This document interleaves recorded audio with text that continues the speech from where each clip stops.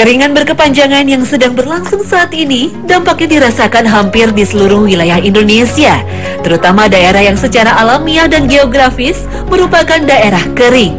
Fenomena alam yang demikian terjadi akibat adanya El Nino, di mana terjadi penyimpangan suhu permukaan Samudra Pasifik. Hal ini sangat berpengaruh pada negara-negara yang terletak di daerah Khatulistiwa, di antaranya Indonesia. Salah satu daerah yang terkena dampaknya adalah Waduk Cirata, Kabupaten Cianjur, Jawa Barat. Sekilas memang tidak ada yang aneh dari waduk dengan luas 43.000 hektar ini.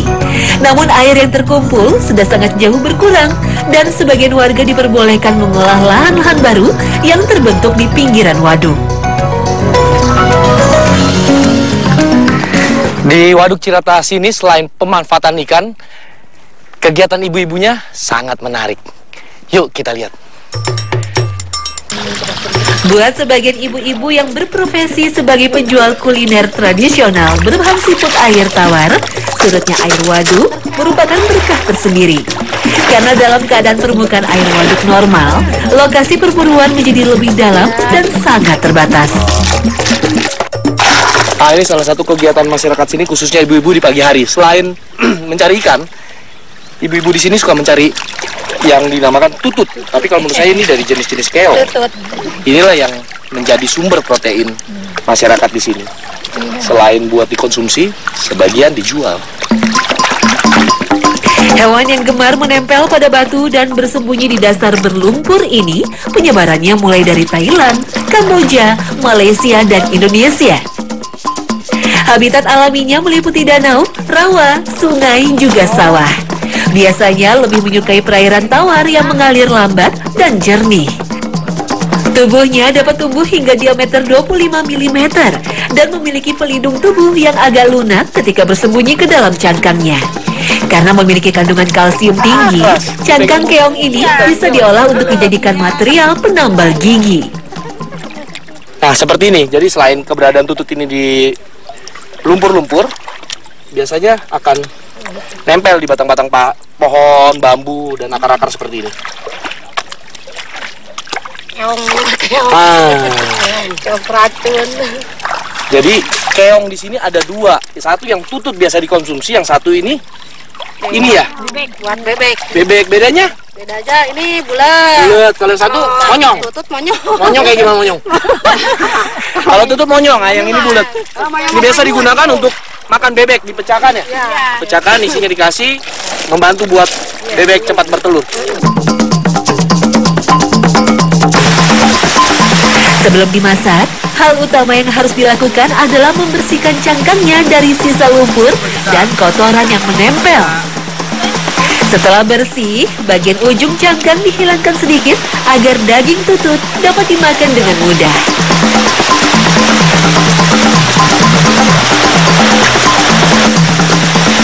Pengolahan tutut ini bisa dengan berbagai cara. Salah satu yang sekarang ini, tututnya harus dilobangin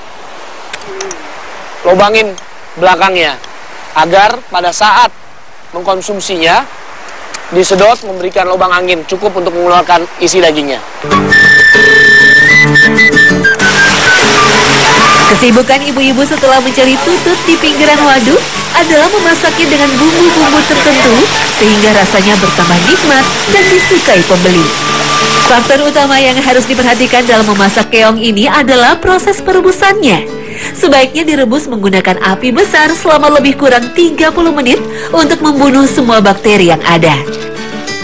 Usai direbus, keong yang telah matang masih harus direndam dengan air matang semalaman agar benar-benar bersih. Baru keesokan harinya dimasak dan siap untuk dijual. Melihat bentuknya, pasti tidak ada yang menyangka bahwa tutut mengandung kalsium tinggi hampir sama dengan susu. Jika ada yang alergi terhadap susu, ada baiknya asupan kalsium ke tubuh digantikan oleh hewan yang masuk kelas gastropoda ini. Karena fungsi kalsium sangat penting, diantaranya untuk pertumbuhan dan pemeliharaan kesehatan tulang dan gigi.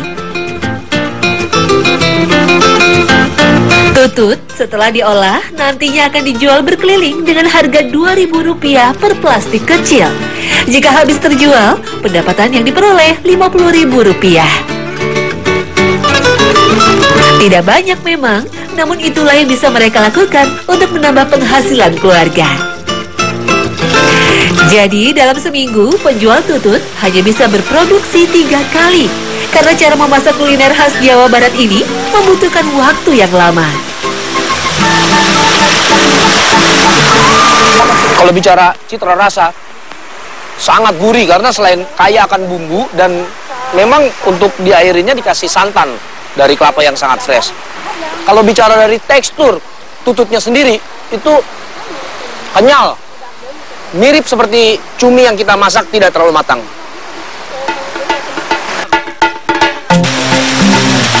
Jenis keong yang baik untuk dimakan adalah yang hidup pada perairan bersih dan juga jernih. Misalnya pinggiran sungai, danau, rawa-rawa. Kalau di persawahan dikhawatirkan sisa-sisa pestisida akan ikut terbawa masuk.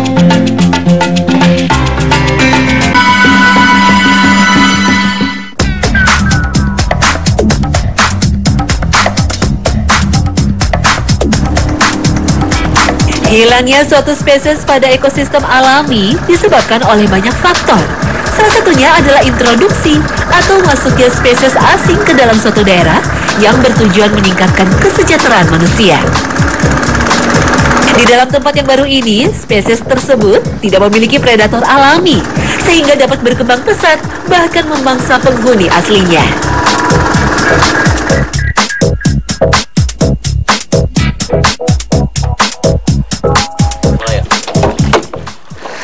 Ada kemungkinan di danau sini ada spesies ikan pendatang. Jenis-jenis ikan gar, dia bergigi tajam atau biasa pencinta ikan hias mengenalnya dengan aligator gar. Nah, saya akan coba dengan metode umpan-umpan palsu dan saya mau juga menggunakan umpan hidup. Anak ikan mas.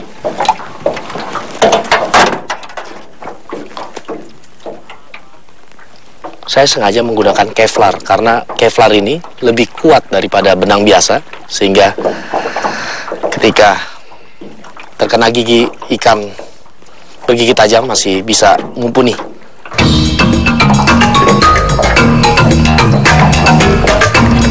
Menurut nelayan keramba di sini, ikan yang kerap merobek jaring apung milik warga dan menyebabkan kerugian yang tidak sedikit jumlahnya adalah ikan buaya. Ikan karnivora ini bersifat invasif dan berasal dari benua Amerika. Masuk ke perairan Indonesia, awalnya dari penggemar ikan hias yang tertarik akan keeksotisan bentuknya. Entah karena tidak sengaja terlepas atau sengaja dilepaskan oleh pemiliknya, akhirnya ikan seram ini mulai meramaikan perairan tawar Indonesia. Karena matahari sudah cukup terang, saya akan coba gunakan umpan dalam ini, umpan di atas. Kemungkinan ikan sudah mulai masuk ke dalam air karena sinar matahari yang cukup pekat.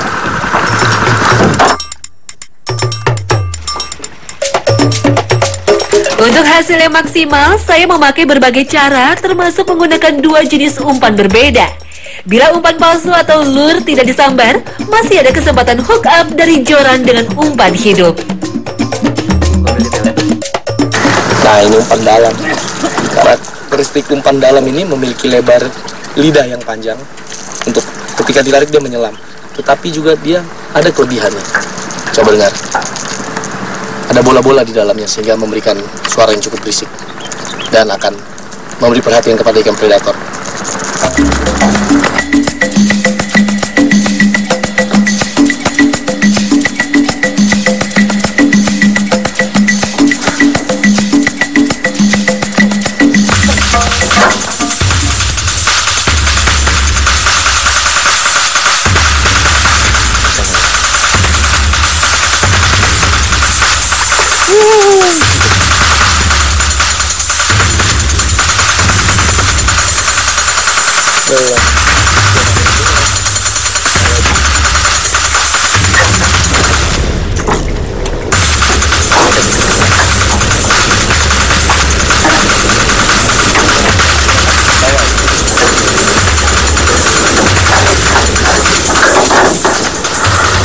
Nah, ini dia ikan yang biasa dikenal oleh masyarakat di Indonesia, ikan bawal air tawar.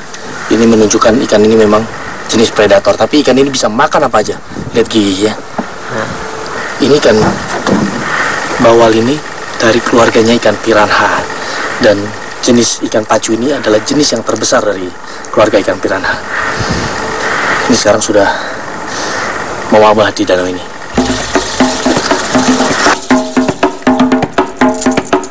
Sayang, bukan ikan target. Kali ini yang menyambari ikan dengan moncong mirip piranha alias ikan bawal. Kalau ikan buaya itu memang ada di waduk ini, saya yakin dengan variasi umpan yang berbeda, cepat atau lambat pasti bisa dinaikkan.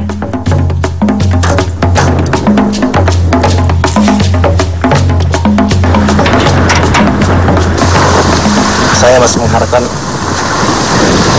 umpan hidup saya ini masih disambar sama ikan garfish. Cuma sampai sekarang memang belum ada sambaran.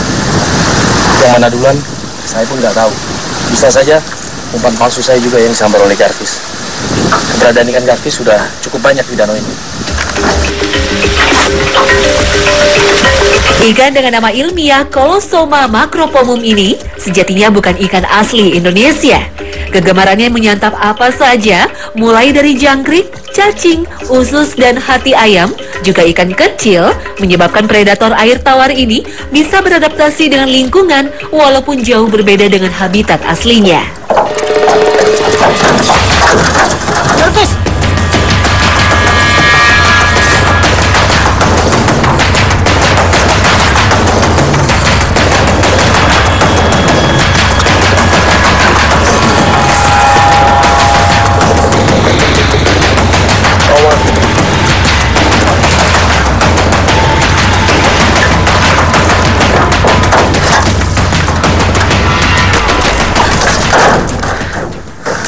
Sepertinya bawalnya sangat banyak di sini, dan tipikal ikan bawal ini schooling atau dia senang beramai-ramai.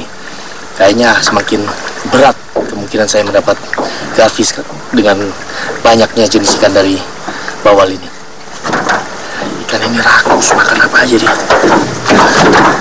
Tapi saya belum putus asa. Kita pasang umpan lagi.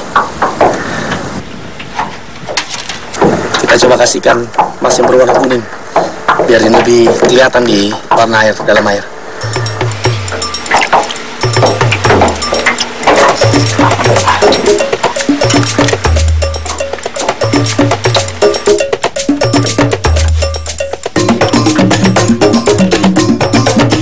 Tak kenal menyerah, lur saya lemparkan ke spot-spot potensial tempat bersembunyi ikan berkepala mirip buaya.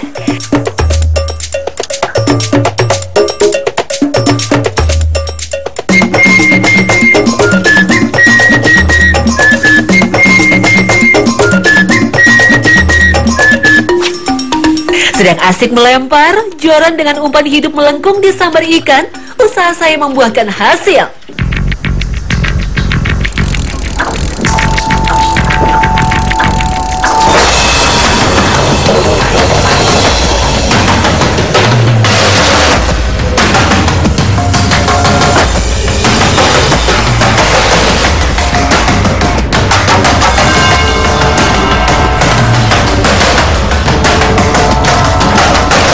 Gar.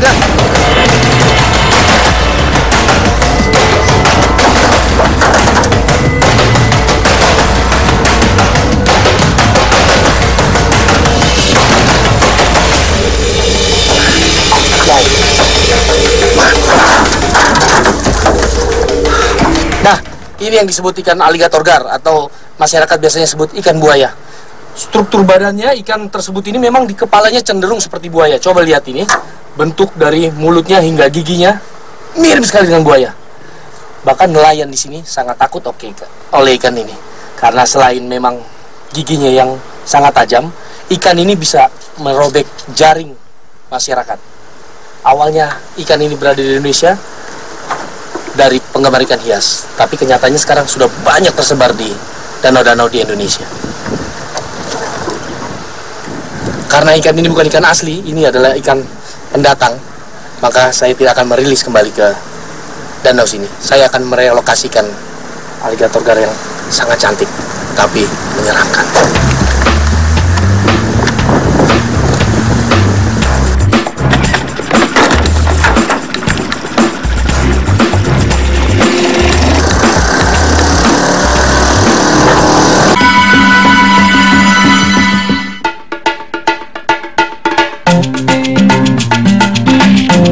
Setiap daerah di Indonesia memiliki kebiasaan uniknya masing-masing sesuai dengan kondisi geografisnya.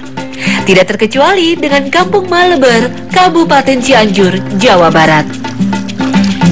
Warga di sini, terutama pehobi mancing, mempunyai jenis umpan jitu yang biasa dipakai dalam mendapatkan ikan buruan, khususnya nila.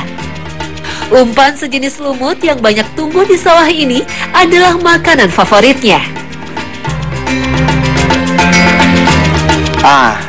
Ini ada yang unik nih. Kita sekarang lagi cari lumut di sawah yang masih ada genangan air. Lumut ini kita gunakan nanti untuk mancing ikan mujair. Karena memang ikan mujair lebih cenderung suka tumbuh-tumbuhan. Dan pengambilannya di sawah ini tidak dicongkil, tapi dikeprok-keprok airnya sehingga lumutnya terkumpul di jaring. Ikan yang dikenal juga dengan nama mujair ini adalah salah satu jenis ikan penghuni perairan tawar seperti sungai, rawa-rawa, dan danau. Rasa dagingnya yang gurih dan harganya yang terjangkau membuatnya banyak disukai orang. Wilayah perburuan kali ini memang di pinggir keramba. Dengan banyaknya keramba sekarang ikan ini ngumpul di samping keramba. Pada saat dikasih makan itu ada makanan-makanan ikan dari keramba yang keluar. Disitulah pinggir-pinggirnya ini ikan pada ngumpul. Jadi spot mancing sekarang. Sejak dibangunnya Waduk Cirata tahun 1987, konsentrasi warga yang hobi memancing terpusat di sini. Banyak warga sekitar juga tidak ketinggalan mencari peruntungannya ikut mencari ikan. Nah, umpannya ini unik, pakai lumut. Yang lebih unik lagi cara melekatkan ke mata kailnya. Jadi tidak dicocol pakai tangan, tapi dipegang pemberatnya, diputar-putar. Keringkan. Beginilah cara mancing dengan umpan lumut. Untuk membuktikan keampuhan umpan lumut dalam mendapatkan ikan target, saya bersama warga di sini mencoba mancing di sekitar keramba. Sampai sekarang, umpan lumut cukup ampuh dipakai mendapatkan ikan. Namun target mendapatkan ikan mujair belum tercapai.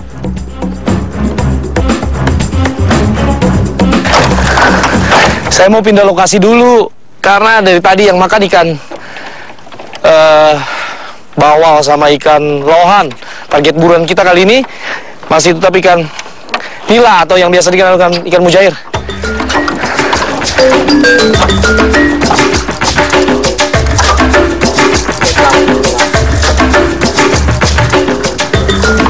Saya sengaja pindah dari spot yang pertama ke spot yang sekarang ini, cari di posisi dua keramba yang terpisah sehingga ada gap atau ada antara di antara keramba ini. Nah, biasanya dikasih makan di dalam keramba ikan mujair liarnya ngumpul di sela-sela ini.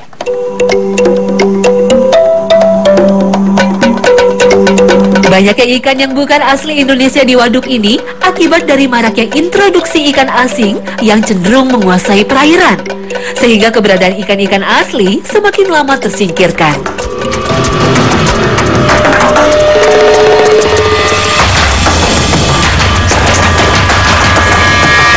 Size-nya lumayan nih.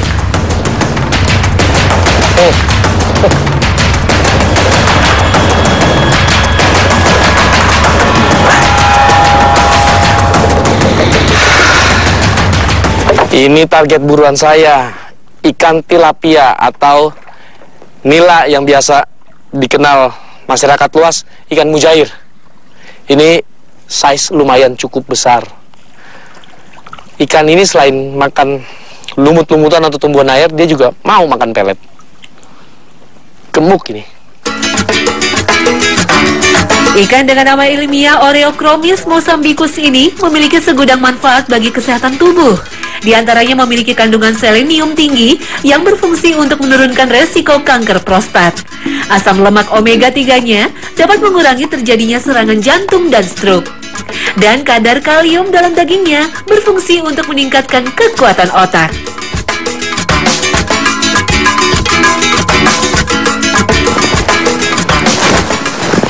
Keberadaan Waduk Cirata dari tahun 80-an memberikan banyak manfaat bagi masyarakat, baik secara langsung atau yang tidak langsung. Seperti ini, dengan dijaganya air yang baik, mancing liar pun masih menghasilkan cukup banyak ikan. Wild fishing, ini baru